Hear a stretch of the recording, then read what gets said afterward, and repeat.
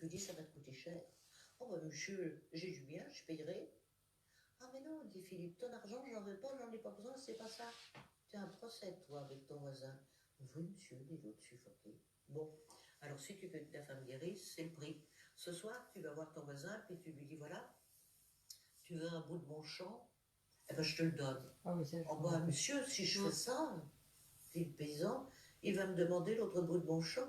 Oh, alors moi, dit Philippe, ça m'est tout à fait égal, je veux pas savoir. C'est pas mon affaire. Alors, qu'est-ce que tu fais? Ah. Bon, ben, monsieur, je vais faire. Et puis tu tiendras? Oui, monsieur, j'y vais ce soir. Bon, tu rentres chez toi, ta femme est guérie. L'homme rentre chez lui, sa femme était guérie, et il est allé le soir voir le paysan. Il a donné un bout de son champ. L'histoire ne nous dit pas si l'autre lui a demandé encore un bout de son champ. Donc le bâtiment de la Rectesse d'Or. Bon là c'était un petit peu la forêt vierge. Mais c'est le bâtiment tel qu'il existait du temps de Monsieur Philippe.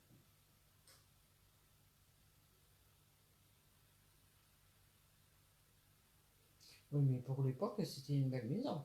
Ben ouais.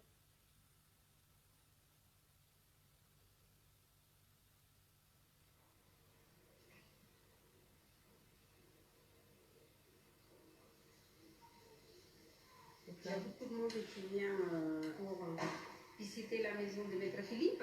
Les viens au 35, ils disent, mais il n'y a rien. Ils sont étonnés. Ah bon, c'est une maison là? Ah oui, tu l'as pas connue? Non. Il y a combien de temps? Parce que moi, il y a un an que je suis là. Il y a 21 ans que je suis là. Et à un moment donné, ils sont tous démolis.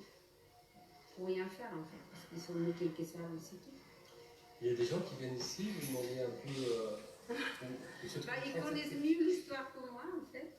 Oui, oui, ils rentrent là, il y avait, vous savez ce qu'il me dit? Il me dit, ah ben là, vous êtes protégés pour Maître Philippe. Ça croit, parce que depuis qu'on est là, on est. Hein? C'est qui, Maître Philippe? C'était un guérisseur en fait. Hein? Il a fait des miracles. Et vous savez, les docteurs et tout ça, ils n'aiment pas bien. Ouais. C'était un peu contre. Mais il paraît-il que même des gens, il paraît qu'il a ressuscité un mort. Je ne sais pas si c'est vrai. Il est enterré à Fourbière, dans le. Oui, les gens ils vont visiter, ils amènent des fleurs. Ils viennent là, et du coup, comme il n'y a pas de maison, ils montent à Fourbière. Bonjour. Un petit café, 1,20 €, c'est bien. Vous n'avez jamais entendu parler de Maître Philippe? Non. Pourtant vous êtes du quartier. Eh oui, et pourtant je. Et lyonnaise? Oui. Il y avait tous les côtés. Il y avait des queues. Et je ne sais pas payer les consultations. Le portail 35 Rectesse d'Or n'existe plus. Donc on va passer rue Tronchet, au 87 rue Tronchet. Bonjour. Bonjour.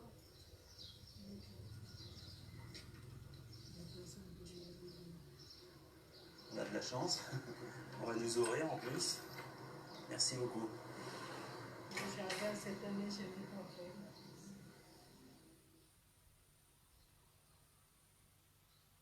Je suis le plus petit de tous. Et si vous voulez que Dieu vous accorde ce que vous lui demandez, ne soyez pas plus grand que moi. Ne soyez pas orgueilleux.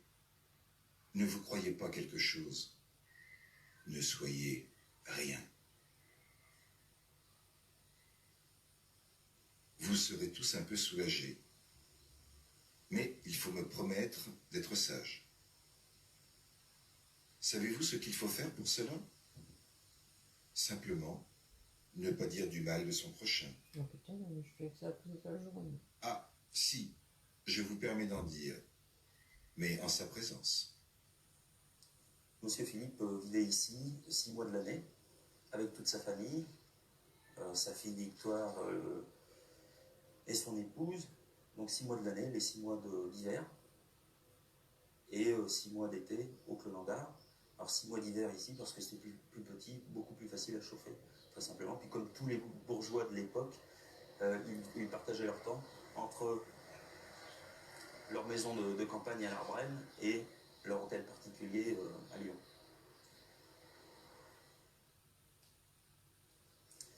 Bon, celle-ci qui est une photo d'époque. Le porche d'entrée était ici, dans l'angle du mur, ici. Donc les gens rentraient par ici. Et les gens qui attendaient sur le trottoir, parce que ça faisait des files de dizaines, voire de centaines de mètres, constamment surveillés par la police, puisque le bar qui est de l'autre côté du mur existait déjà il y a 100 ans. Et la police était renseignée par la tenancière de l'époque du bar. Comme la police n'a jamais su ce qu'il était allé faire en Russie, on l'a évidemment soupçonné d'espionnage. Et donc il était constamment surveillé, et par des policiers en faction, et par également le voisinage.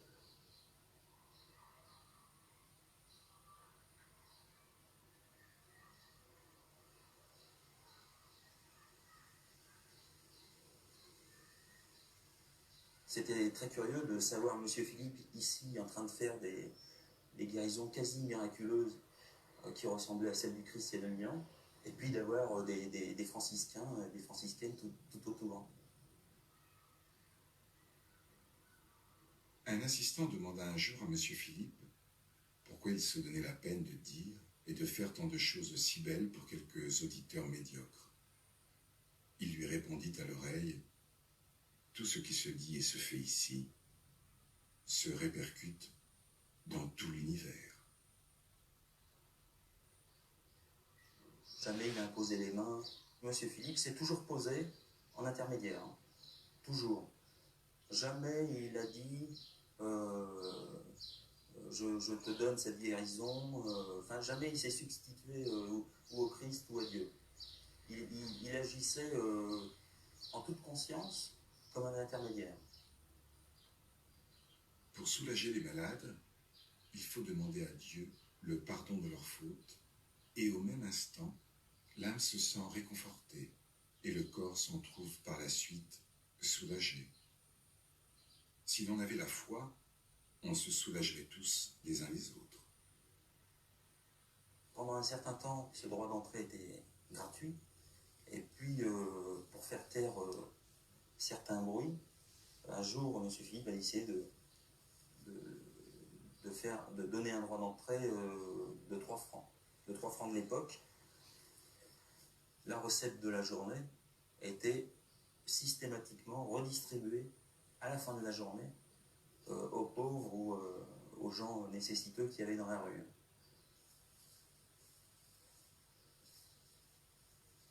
Voilà, bon, c'est dommage qu'il n'y ait plus rien, mais... Alfred Haël rapporte. À la séance, un homme à l'allure arrogante faisait à haute voix des observations malveillantes pendant que M. Philippe parlait. Il faut être idiot pour croire à toutes ces bêtises et autres propos du même ordre. M. Philippe, passant près de lui dans sa tournée, le pria de l'accompagner dans la pièce voisine. Là, il lui dit: « Pourquoi tel jour, à telle heure, as-tu étranglé cette femme? J'étais à côté de toi. » L'homme tomba à genoux, suppliant M. Philippe de ne pas le livrer à la police. À la condition, lui fut-il répondu, que tu changes de vie et que tu suives ta religion. Si je suis ma religion, je devrais me confesser. Tu t'es confessé à moi, cela suffit. Et l'homme partit en pleurant. Du fait de sa venue, il ne fait que confirmer les événements d'il y a 2000 ans. Monsieur Philippe nous accompagne dans notre démarche spirituelle. C'est pas lui qu'on suit. Lui, on le suit parce que il est devant nous, il nous montre le chemin, donc on le suit, mais c'est pas lui qu'on suit. C'est bien le but qui est le Christ. D'ailleurs, lui-même ne parlait que ce langage-là.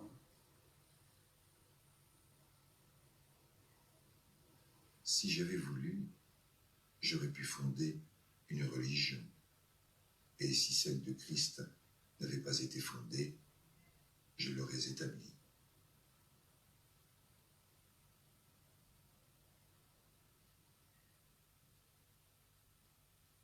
Je ne suis pas assez savant pour vous donner une explication nette sur Jésus-Christ. Mais dans mes recherches, j'ai reconnu que ce n'était pas seulement un savant, un sage, mais qu'il était Dieu. Quant à moi, je déclare à la vérité que ce que désire le Père qui est Dieu est désiré aussi par le Fils qui est Dieu. Car ce que veut le Fils, le Père le veut aussi. Si notre Seigneur Jésus-Christ, lorsqu'il est venu sur terre en ce monde, n'avait pris soin de mettre derrière le rideau qui sépare ce monde de l'autre son éclatante lumière, aucun homme n'aurait pu l'approcher.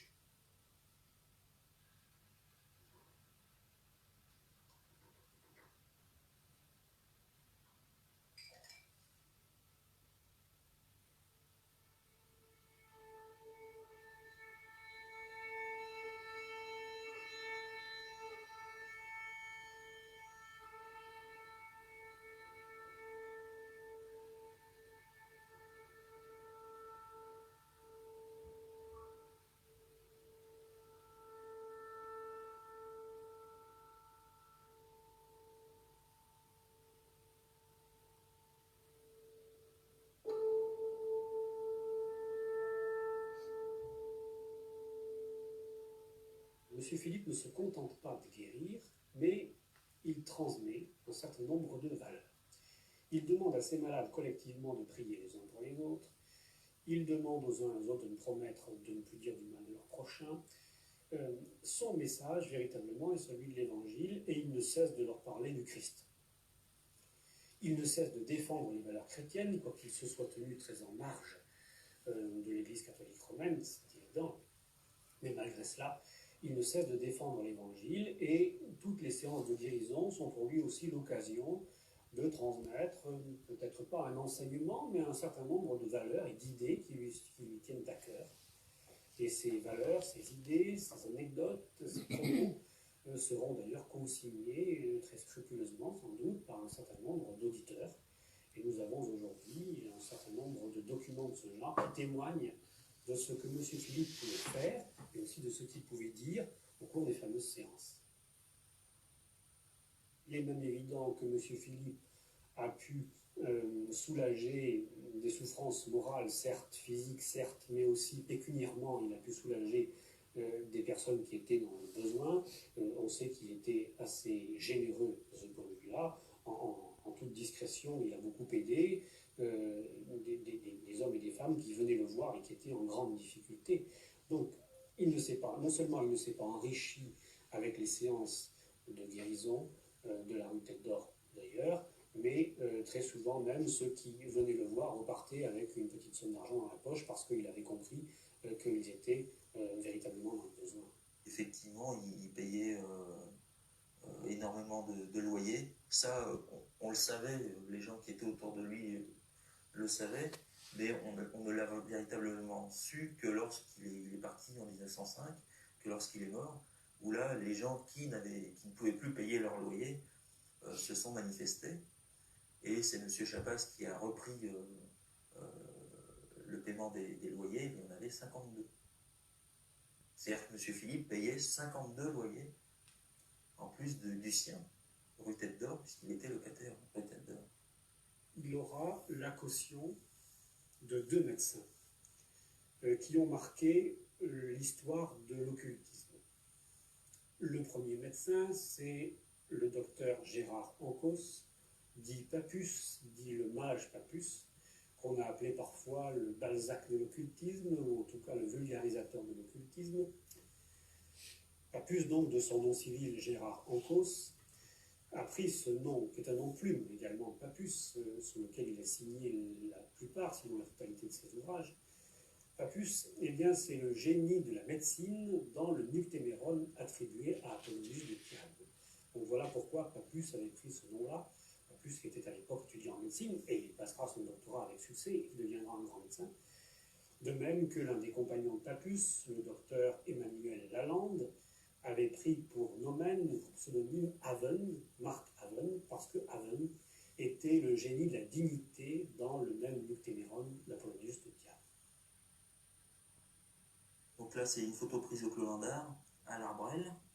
On reconnaît toujours le parc du Clos d'Art, c'est toujours le même fauteuil en plus. Donc Monsieur Philippe au centre, assis. Le docteur Lalande qui deviendra son gendre, qui sera marié avec sa fille Victoire, pas très longtemps, mais qui sera marié avec sa fille Victoire.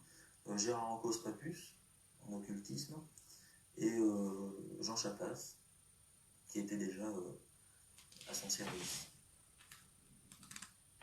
Lorsque Papus a découvert M. Philippe à Lyon, naturellement, il en a parlé à ses amis, à ses collaborateurs, qui les uns après les autres sont allés à Lyon, ont rencontré M. Philippe, et certains d'entre eux, je ne dis pas tous, mais certains d'entre eux, ont eu le même cheminement que Papus, c'est-à-dire que de la magie ou de l'occultisme tel qu'ils le pratiquaient, eh bien, ils se sont engagés, à la suite de M. Philippe, après cette rencontre, ils se sont engagés dans une véritable démarche spirituelle tout à fait authentique, ont retrouvé le christianisme qu'ils avaient sans doute pour certains un peu oublié, ont retrouvé en tout cas l'évangile, et certains comme Sédir, comme Mark Haven, comme Faneg sont devenus de véritables mystiques à l'école de M. Philippe.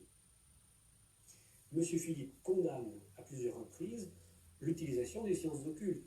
Lui-même se méfie beaucoup de l'astrologie, il se méfie de la magie plus encore, et même il la condamne, considérant que nous n'avons pas à pratiquer les sciences occultes de cette façon-là, mais que la prière seule est autorisée, recommandée et valable pour guérir les malades. Ça, c'est tout à fait évident. Ce qui n'empêche que il a été très souvent considéré, y compris dans la presse, dans les années 1900, comme étant non seulement un charlatan, mais aussi un occultiste, un vulgarisateur de l'occultisme même. On l'a confondu quelquefois avec Papus, alors que Dieu sait s'ils sont différents. On lui a attribué toutes sortes de qualités ou de défauts qu'il n'avait pas, et en tout cas, il est certain que M. Philippe lui-même n'a pas pratiqué l'occultisme tel que le pratiquaient Papus et ses collaborateurs.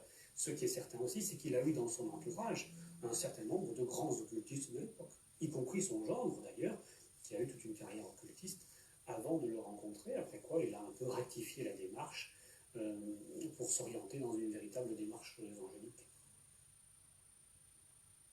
Papus écrit à Maître Philippe. Cher et bon maître, j'ai reçu votre lettre et vous en remercie car c'est toujours une joie de voir votre écriture si désirée. Vous m'avez fait connaître et aimer le Christ.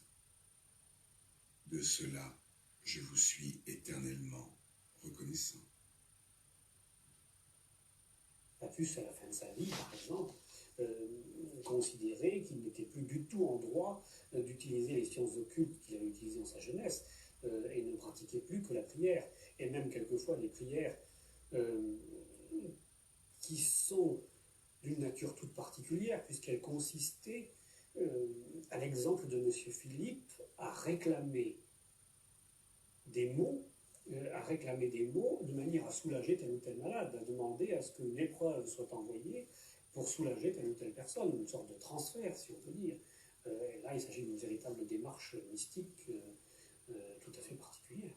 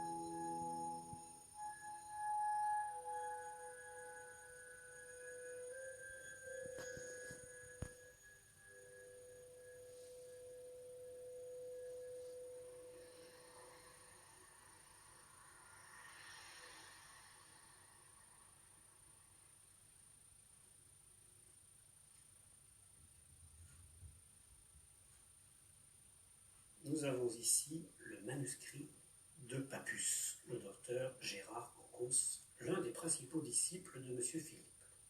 Nous avons la Lex Libris de Philippe Ancos le dernier propriétaire du manuscrit avant la bibliothèque municipale de Lyon. Alors ce manuscrit correspond en fait à un certain nombre de citations de M. Philippe. Car M. Philippe n'a rien écrit, en dehors de quelques correspondances avec ses intimes. Nous n'avons pas de documents qui émanent directement de sa main. Tous les propos qui lui sont attribués sont des propos rapportés, et c'est extrêmement important dans la mesure où on connaît la fragilité des témoignages. Les propos de M. Philippe sont classés par rubrique. Alors nous avons des textes sur le Fils, c'est-à-dire sur Jésus-Christ, sur la création. Nous avons des propos sur le Saint-Esprit, sur le catholicisme. C'est un grand bonheur que d'être catholique, par exemple, sur les sacrements. Alors, les prêtres, la plupart, diables incarnés, qu'on met là pour qu'ils ne se marient pas et n'aient pas d'enfants. C'est très bon. C'est clair, parce que chez M. Philippe, souvent, il y a peut-être d'une parole à l'autre des contradictions, des Alors, abîmes. il y a quelquefois effectivement des contradictions. Mais ces contradictions sont-elles dues à l'auteur de ces propos ou aux témoins? C'est véritablement la question des témoignages qui pose problème. Entre ce que M. Philippe a dit et ce que certains témoins ont entendu, il y a peut-être une différence. Et entre ce que ces témoins ont entendu et ce qu'ils ont ensuite transcrit dans les documents que nous avons, y compris Papus, il peut y avoir aussi une différence. Il faut savoir aussi, il faut tout de même réfléchir au fait que M. Philippe s'adressait aux uns et aux autres dans un langage qui était parfois adapté à son auditoire. Ce qui veut dire qu'il a pu tenir des propos qui avaient un caractère symbolique et qui pour certains ont été pris au pied de la lettre. Donc pour ma part, je suis extrêmement prudent sur les propos attribués à M. Philippe, malgré la qualité des témoins. Sur le médecin, cette citation très curieuse, il ne guérit qu'en priant. Sur les clichés, c'est-à-dire ces images, selon les occultistes et particulièrement selon M. Philippe, qui leur enseignait cela, ce sont des images perçues dans l'invisible avant que les événements arrivent sur le plan physique. Ce sont des images perçues par les voyants. Dieu créa les clichés de tout ce qui devait exister. Tout vient petit à petit. C'est pour cela que la création fut lente et qu'elle se poursuit encore. Nous avons pu vous donner une idée des clichés par la bataille de Waterloo. Lorsque la bataille fut terminée, le cliché alla sur une autre planète où une autre guerre éclata avec les mêmes coups de canon. Les mêmes armes firent les mêmes blessures. Les mêmes cris de douleur furent poussés. Voilà, tout à fait étonnant. Tout à fait dans le style de M. Philippe. Alors là, il s'agit de ce que Papus a appelé biographie anecdote. Donc ce sont des témoignages sur ce que M. Philippe a pu dire de lui et qui a pu être recueilli soit par Papus, soit par d'autres, et que Papus ensuite a consigné dans le manuscrit. Par exemple, cette phrase rapportée par le docteur Lalande, qui était le gendre de M. Philippe, « J'étais là à la création, je serai là à la fin ». Par exemple, ceci, « Je n'ai pas suivi la même voie que les hommes, c'est pourquoi je n'ai aucun mérite. Je suis tout petit, le plus petit. Et encore, je suis le plus vieux de vous tous. » Jusqu'en juillet 1902, il n'avait eu avec son ami que des entretiens de quelques minutes. Récemment, il a eu avec lui 1 heure entière de conversation. M. Philippe appelait ainsi le Christ. Il y a un certain nombre de propos comme ça dans le document ou ailleurs qui se rapportent à des conversations qui, selon lui, qu'il avait avec le Christ. Il y a là un passage très troublant. Papus a noté ceci. Parmi la multitude de guérisons, j'ai vu, n'oublions pas que Papus est docteur en médecine, j'ai vu en séance l'appendice xiphoïde d'une petite fille qui était tournée en dedans revenir à sa position normale. Un enfant de 4 ans, mourant d'une méningite tuberculeuse et d'une phtisie intestinale, guéri en 1 quart d'heure, s'en alla en courant. Une jeune fille de 12 ans, dont la jambe droite était desséchée, vit sa jambe reprendre son volume normal en 1 séance. Ce sont un témoignage d'autant plus important qu'il s'agit là de choses que Papus a vues de ses propres yeux, et encore une fois, venant d'un occultiste certes, mais qui était tout de même docteur en médecine, ce témoignage a quelque importance. Voilà, ça ce sont des lettres de Jean Chapas, le disciple privilégié de M. Philippe. Elles sont datées de l'Ardrel, où Jean Chapas habitait. Là, c'est en 1926. Et elles sont adressées à une disciple, Madame Bière. Un homme d'une grande simplicité.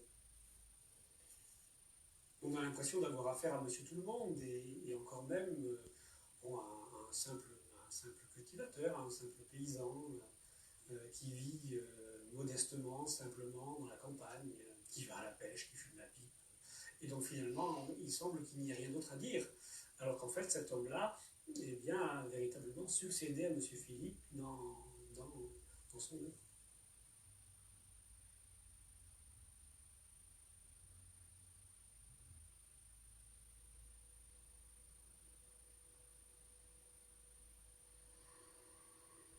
Qu'est-ce que tu fais? Tu l'enregistres?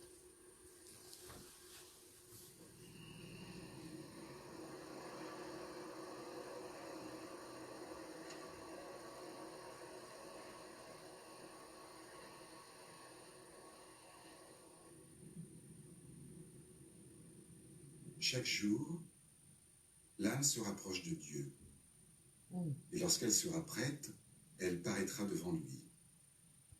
Il faut pour cela qu'elle soit plus brillante que le soleil. Autrement, elle ne pourrait y résister. C'est pour cela qu'il faut souffrir. Il n'y a que la souffrance qui puisse grandir l'âme. C'est le seul moyen pour avancer.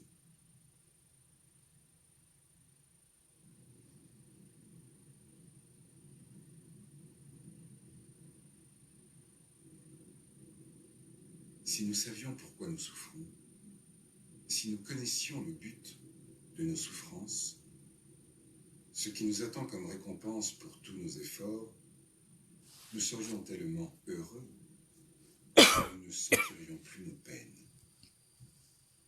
Il n'y aurait plus de souffrance.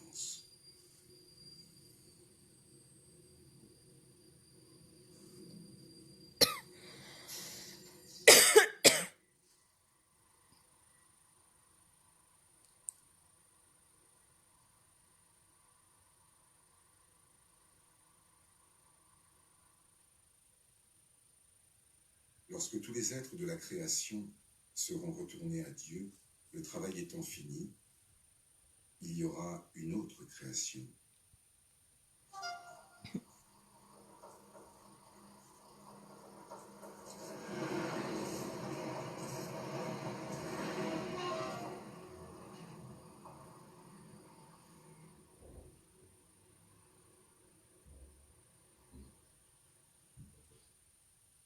Paul sait dire, écrit sa rencontre avec M. Philippe.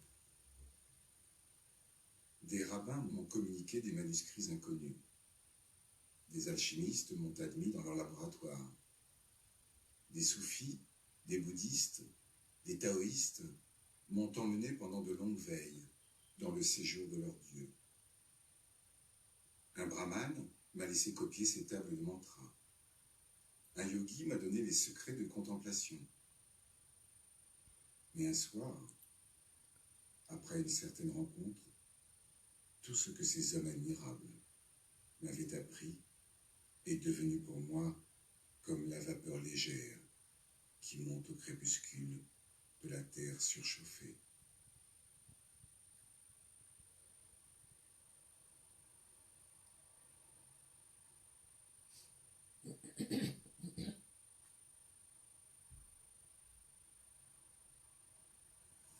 La façade.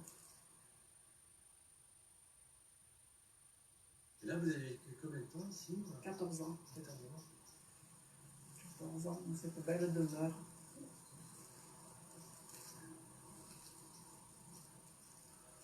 Et vous vous sentiez bien? Enfin, C'était merveilleux. Non, c'est une belle maison. Bon, nous aimions les maisons anciennes. Mais bon, quand on a appris que M. Philippe avait vécu là, et qui il était, comment il était. Parce qu'au départ, vous saviez pas. Non, on ne savait rien de M. Philippe. Nous sommes arrivés, nous avons loué la maison et petit à petit nous avons appris. Nous avons rencontré M. Aël, qui était le fils de Alfred, qui a écrit le livre. Et là, ça a été une grande chance de l'avoir rencontré, puisque tous les souvenirs de M. Haël sont importants pour connaître la vie de M. Philippe, plus important que tout le reste.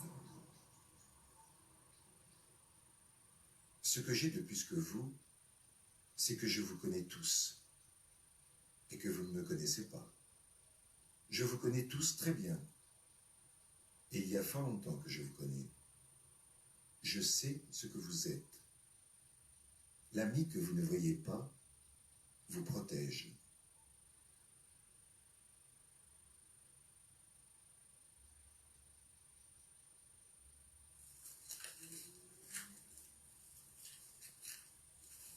Parce qu'à l'origine, il y avait 30 hectares autour de la propriété.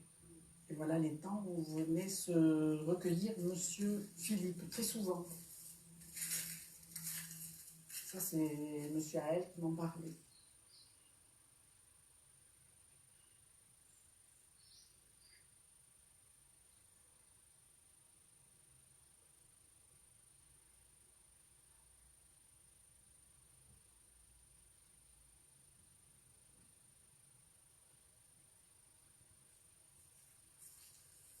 Là, il y a un pied de vigne. Monsieur Philippe est assis sur le rebord devant cette vigne. Il y a les photos. Et on pense que c'est d'original la vigne. Il était assis par là. On va tout passer, hein, là. Voilà, par là.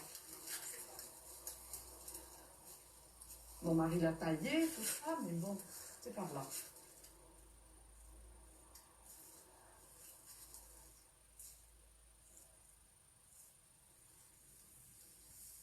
Et alors, la maison est très belle depuis... Voilà. Beaucoup d'entre vous pensent que je suis Jésus, ou presque lui-même. Détrompez-vous. Je suis le chien du berger et le plus petit d'entre vous.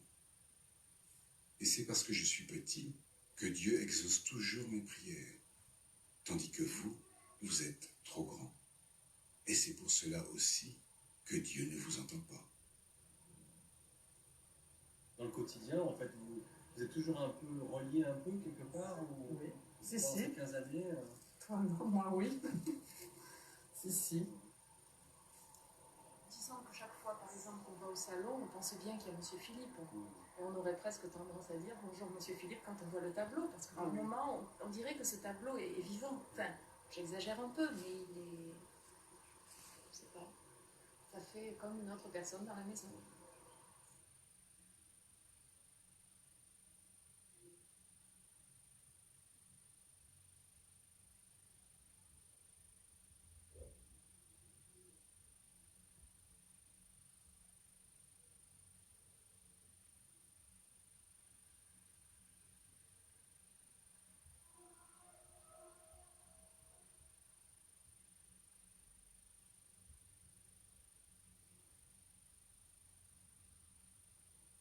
On est dans le salon du Clos Landard, et dans ce salon, effectivement, est exposé depuis de nombreuses années le tableau représentant M. Philippe en pied, pratiquement grandeur nature d'ailleurs. Hein.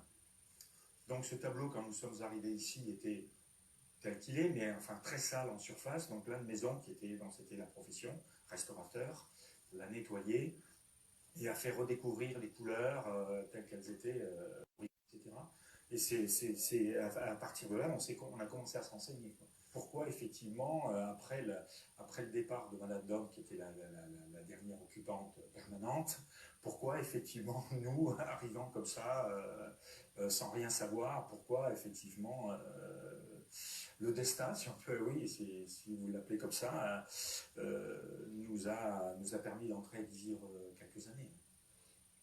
La chose qu'on a fait, c'est que on a essayé de préserver au mieux l'ambiance, le décor, pas de modifications intempestives. On n'a rien changé, on a nettoyé, on a essayé de faire de la conservation. Voilà.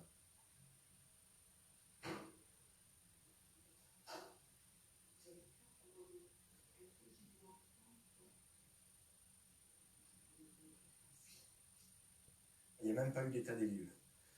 Donc, vous voyez que...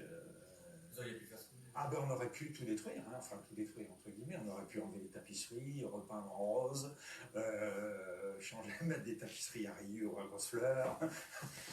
Oui, on aurait pu, je sais pas, enlever le tableau, on aurait pu. Non, non, on a tout conservé. Parce que le tableau était là. Ah, il était dans cette pièce, à cet endroit-là, bien sûr.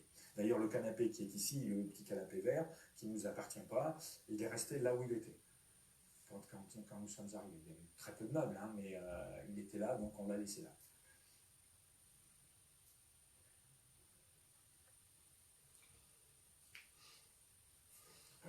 Alors ça,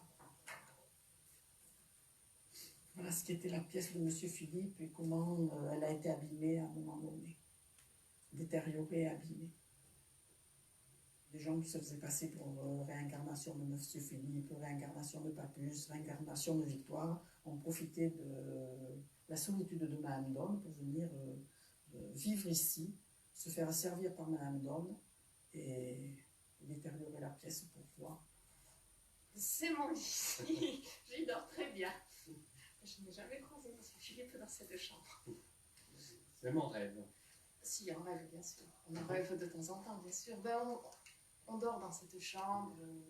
J'ai rêvé une fois que le tableau clignait de l'œil, des petites bricoles. C'est rien de spécial. Ça m'est rien. Chaque fois que tu disais, non, ça ne m'intéresse pas, je ne veux pas lire le livre de Monsieur Philippe, etc. La nuit, pof, elle rêvait à lui.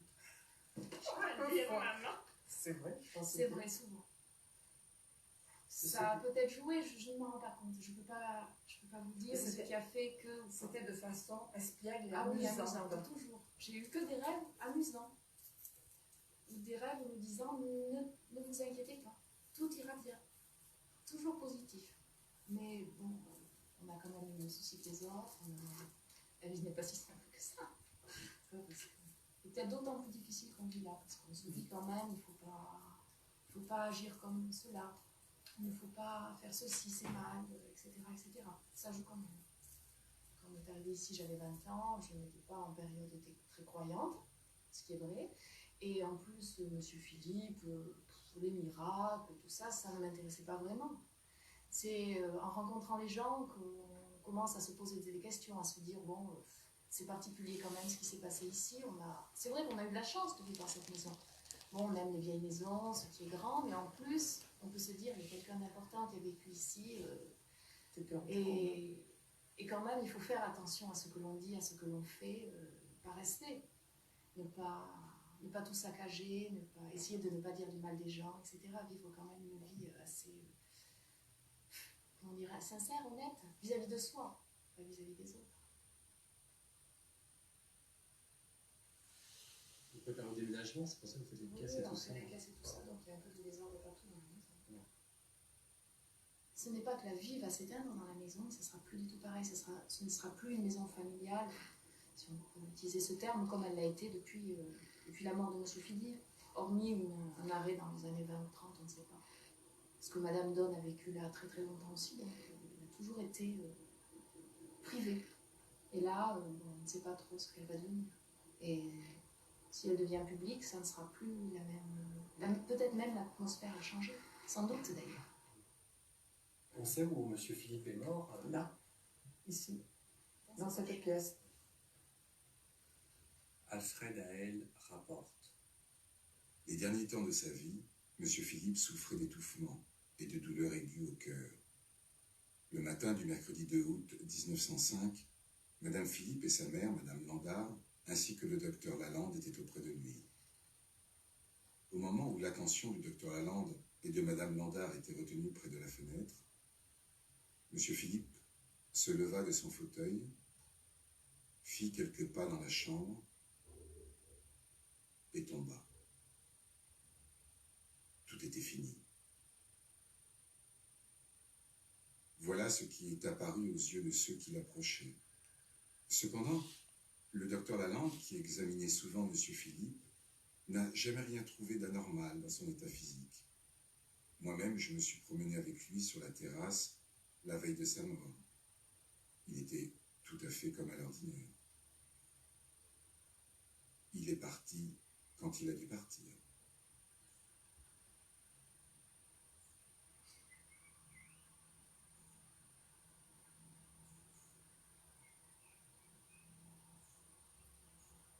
Ne craignez pas de me perdre. J'ai un pied au fond de la mer, un sur la terre, une main vers vous et l'autre vers le ciel. Donc, vous me retrouverez toujours.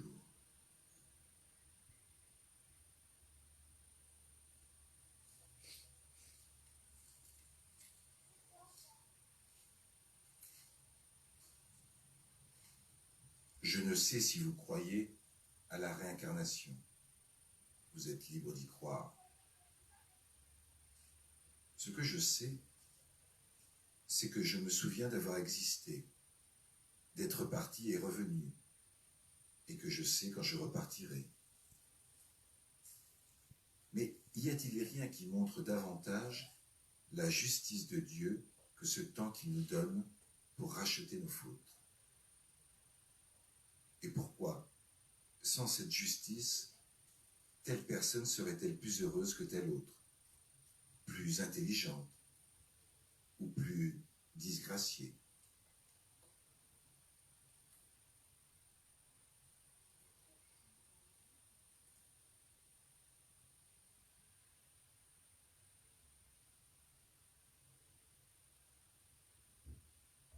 La création est semblable à un cliché photographique. Les images de tout ce qui sera existent dans le commencement. Quand un homme rencontre une de ces images, en y pensant, il la vitalise. Et quand il la voit, il commence à la réaliser. De même, le Père a vu dans le Fils l'image du monde. Et c'est celui-ci qui, en se matérialisant, a créé l'homme.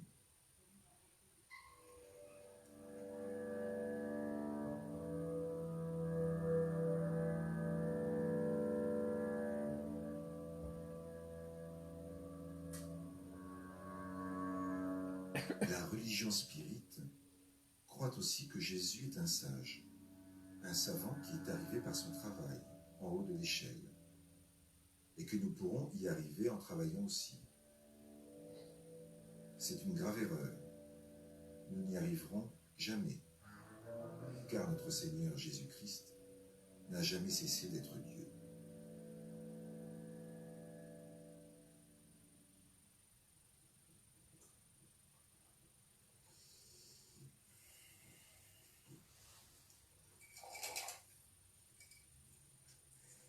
Là, il est couvert, la toile est couverte, alors que la dernière fois, elle n'était pas couverte.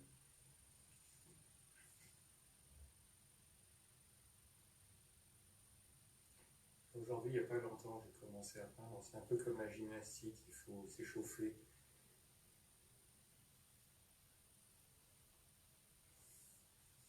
Je regarde le doc et je sais plus où j'en suis du coup. Des fois, on se laisse bouffer par ces documents. Il faudrait faire plus intuitif.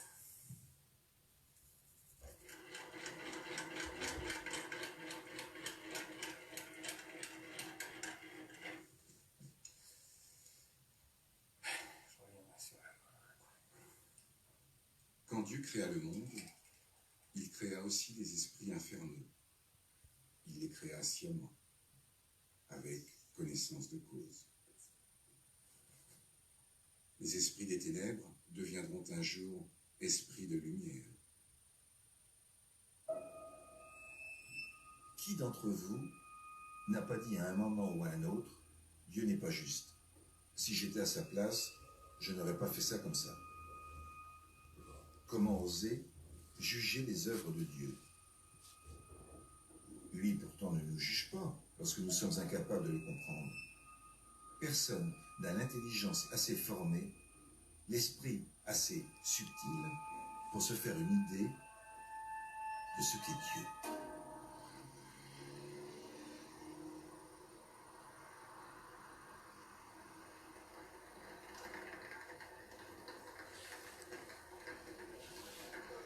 Ça fait longtemps que vous n'êtes pas venu ici? Eh bien, ça va faire, oui, 45 ans, très exactement, quoi. Ça a changé un peu. Oui, ça a beaucoup changé. Il y avait quelques restaurants, il y avait les Trois Maries, là. Mais tous ces restaurants-là, dans cette rue, il n'y avait absolument rien. Si on lève les yeux, on est dans le Vieux Lyon. Alors là, dans le coin à gauche, il y avait un petit bistrot qui était notre petite annexe. Je ne sais pas s'il est toujours là. Oui, il est toujours là, mais il a changé de style.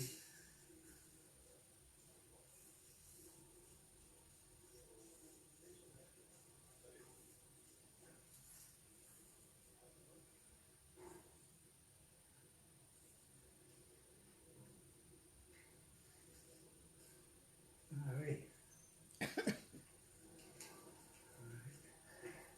Oui, ça a beaucoup changé l'extérieur. Hein.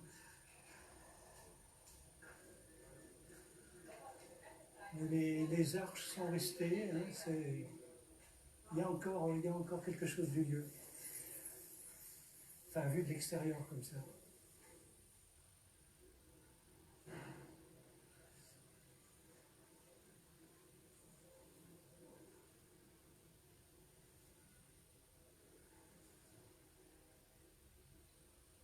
Vous ne savez pas de cette histoire? Quand on est arrivé tout au début, Oui. pour les gens du quartier nous regardaient avec curiosité, on allait boire un verre au petit bistrot à côté, ça Oui, m'était fait des je lui ai dit tout à l'heure. complètement changé. Il y avait un vieux monsieur à Joux qui est descendu, il dit, ah, si vous travaillez ici, vous faites, vous rénovez, mais vous ne savez pas qui est-ce qui occupait ce local, mais c'était quelqu'un, c'était plus grand que le pape. Il est reparti dans ses étages et dans son mystère. Par contre, moi je me souviens, je disais tout à l'heure, d'une vieille dame qui avait 80 ans, qui était venue ici, je ne sais plus à l'occasion de quoi, et qui m'avait dit avoir connu le lieu de la rue Tête d'Or où Philippe se réunissait les gens qui venaient le consulter. Hein. Elle avait à peu près 80 ans quoi, à l'époque où elle disait ça, c'était au début des années 60. Elle avait donc connu Philippe.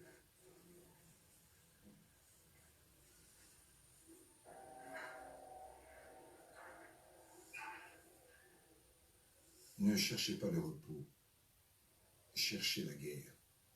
Cherchez les incrédules, les méchants, les ignorants, les malades, et guérissez-les en donnant de vous-même, malgré tout l'ennui et toute la gêne que cela vous causera.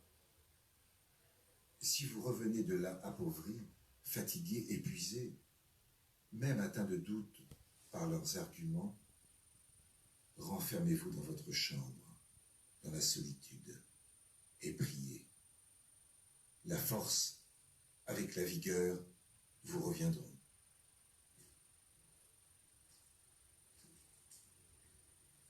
Ah, mais le plafond n'a pas changé. Hein. Oui, la disposition des pièces hein, ressemble à ce que c'était donc il y a un peu plus de 40 ans. Après donc les textes qui ont été publiés, Maître Philippe a eu finalement trois laboratoires.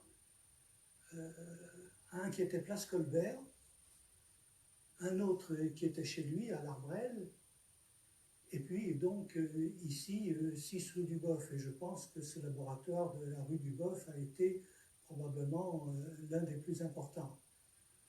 Et c'est là qu'il a réalisé donc un certain nombre de produits, entre guillemets, parce que Maître Philippe, pour ne pas l'oublier, était un guérisseur, il ne pouvait pas fabriquer des produits qui avaient une application directement médicale. Donc, très souvent, les produits étaient des éléments qui intervenaient pour la toilette, qui intervenaient comme complément d'autres traitements. Alors, on peut en citer quelques-uns. Il y a bien sûr les pilules Philippe à la pancréatine, il y a la farine Brésil, il y a l'élixir rubatier. Rubatier, on en a parlé tout à l'heure, si vous vous souvenez, c'était le lieu où était né Maître Philippe, donc le petit hameau qui était de la commune de Loisieux. Il y avait l'héliosine, l'héliosine qui était un produit qui était censé donc combattre la syphilis. Il y avait les parts Martis, donc là, un produit à base de la puissance de Mars, et qui est donc un régénérateur hein, du système nerveux. Il travaillait véritablement dans des conditions d'alchimie à l'état pur. il était très important pour lui de travailler à l'obscurité. Et il est hautement probable qu'il fabriquait une partie de ses produits la nuit.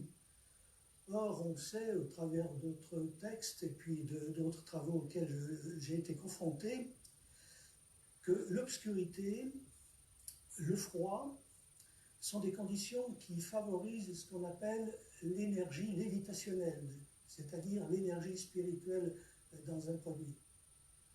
Et donc, en travaillant dans ces conditions, Maître Philippe travaillait dans les conditions d'ure formation, comme disaient les alchimistes. Ur, c'est-à-dire UR, est un préfixe qui veut dire dans les conditions originelles, hein, de jeunesse de la vie, et donc de vitalité d'un produit.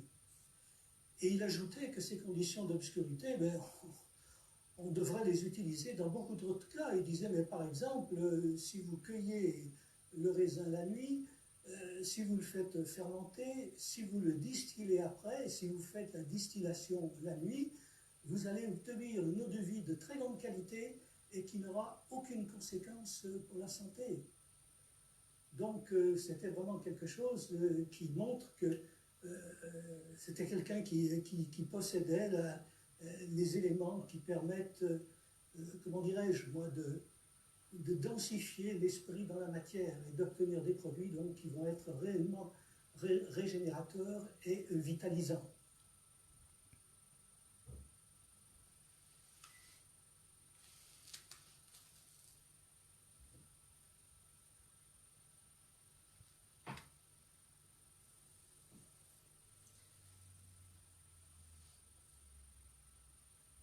Bien entendu que je crois à la mémoire des lieux. Hein. De toute façon, je pourrais citer une parole de Maître Philippe là, qui m'a beaucoup frappé parce qu'elle est aussi très forte. Quand il parle de la matière, il dit la matière est vivante, toute matière est vivante. Elle est intelligente, elle sent, elle a une mémoire, elle est capable de discernement, elle est capable de choix. C'est-à-dire que la matière, c'est vraiment quelque chose de complètement vivant qui a toute une psyché. Alors c'est bien évident que des lieux comme ça, avec un être qui a travaillé avec des énergies d'une très grande intensité sur le plan spirituel, la matière de ces lieux est complètement imprégnée de cette énergie. Et non seulement la matière physique, mais aussi il n'y a pas que la matière physique, il y a une matière éthérique hein, qui est à l'arrière-plan des lieux et qui garde encore plus la mémoire des choses que la matière physique. Il y aurait deux types d'énergie dans la nature, les énergies que la science a découvertes, qui sont des énergies d'explosion, où la vie se décharge là, de tout ce qu'elle contient, et puis il y a l'autre forme d'énergie, qui est une énergie d'implosion, qui est celle que j'ai évoquée tout à l'heure à propos de Maître Philippe, l'ur-énergie, l'énergie qui est la genèse de la vie, qui est celle où l'esprit entre en contact avec la matière. Et ces deux énergies sont indispensables à la vie. Le problème de l'époque actuelle, c'est que la science ne s'est intéressée qu'à l'énergie d'explosion et surtout a construit une technologie qui est fondée uniquement sur cette énergie d'explosion et qui est une énergie agressive pour la nature, qui est une énergie bruyante, qui est une énergie qui crée de la chaleur. Et Dieu sait si tous les désordres climatiques que l'on traverse à l'heure actuelle sont en faveur de cette représentation. Et donc nous arrivons maintenant au fond des choses. Il va falloir tout doucement aller vers cette énergie d'implosion et retrouver l'équilibre entre les deux énergies. Parce qu'il faut bien faire attention, ça c'est tout l'esprit de Bacon. Hein, la matière n'est pas quelque chose à rejeter. La matière, elle fait partie de la vie, mais il faut que la matière soit équilibrée par l'esprit, que l'explosion soit équilibrée par l'implosion. Mais ce n'est pas les seuls qui ont dit ça. Hein. Dans toutes les grandes cultures, on retrouve cette vision des choses. Si en effet tout était révélé à tous, personne ne ferait plus rien. Ou plutôt, chacun chercherait et saurait trouver le chemin de traverse pour se sauver quand on aurait besoin de quelqu'un. Ce serait comme à la caserne, où l'on se cache pour ne rien faire. Toutes ces choses ont été trouvées en bas dans la table qui est sous nos pieds et qui servait, disons, de débarras. C'était plutôt insalubre, donc on a voulu mettre ça plus propre et tout simplement en déblayant et en ratissant le sable qui est là-dessous, bon, ont émergé différentes petites choses comme celle-ci. Oui, oui. Ça, tu vois, c'est un espèce de mortier, hein. Voilà, avec un pilon, on peut broyer, quoi, hein. C'est exactement comme un mortier. Le petit pot que je tiens là à côté, eh bien, c'est un pot pour stocker des pommades, hein, qui était peut-être préparé là au sein du récipient. Je ne sais pas exactement comment il procédait. Là, le petit verre, eh bien, c'est une éprouvette, toute simple, et qui permet de mesurer de façon assez grossière des volumes de liquide, hein, quand on fait un travail de chimie. Hein. Et puis, un petit flacon bleu, c'est charmant. Ça, oui, c'est un petit flacon de chimie, comme on en faisait autrefois, au 19e siècle. Hein. Ça, vous pensez que ça appartenait à Maître Philippe? Ah oui, complètement. Oui, parce que c'est vraiment toutes des choses qui servent, en tous les cas, au travail qu'il faisait. Hein. Alors, ce que j'ai ici, qui est minuscule, on s'en excuse, ce sont 2 pilules d'héliosine. C'était un homme qui, je crois que c'est le propre des maîtres spirituels. Un maître spirituel est comme un poisson dans l'eau. Hein. Il ne va pas se balader avec un écriteau « je suis un maître spirituel ». Il est complètement fondu dans le temps, dans le milieu dans lequel il vit. Et personne ne peut imaginer que c'est quelqu'un qui a atteint ce degré d'évolution spirituelle. Et bien, Maître Philippe était quelqu'un comme ça. D'ailleurs, il ne voulait pas qu'on l'appelle maître. Hein. Non, pas du tout. Mais c'est par respect que les autres lui donnaient ce titre, bien entendu. Dieu sait si dans les conférences on me fait cette réflexion.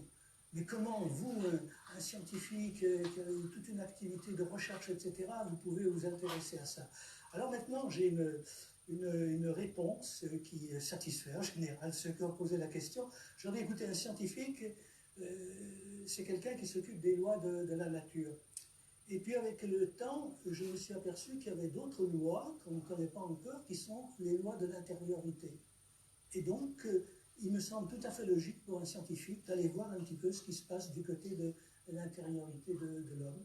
Alors, en général, on est très satisfait de cette réponse, parce que j'estime, mais bon, ça ne regarde que moi, je crois qu'un jour, on s'apercevra que les lois de l'intériorité sont des lois tout aussi scientifiques que les lois de la nature, et qu'il y a une très grande complémentarité entre les unes et les autres. Si vous sentiez ce que je ressens, vous sentiriez que nous ne sommes qu'un.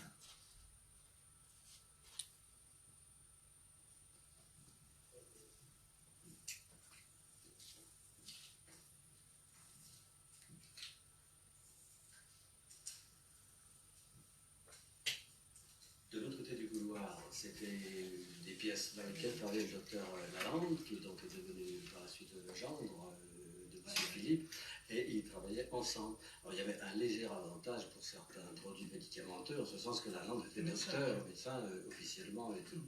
Donc ils ont travaillé ensemble. Et d'ailleurs Lalande a noté quelque part des recettes, entre guillemets, je dis des guillemets, issues des travaux de M. Philippe, mais lui-même disait que c'était irréalisable par les méthodes conventionnelles ordinaires. Il y avait un autoclave également ici, et puis il rappelait le souvenir, puisqu'on évoque toutes ces choses, de Berthe Matelet, qui habitait ici dans l'immeuble, et qui était au service de M. Philippe, et qui souvent était la garder le soir de choses qui cuisaient, si je puis dire, régulièrement. Bien sûr.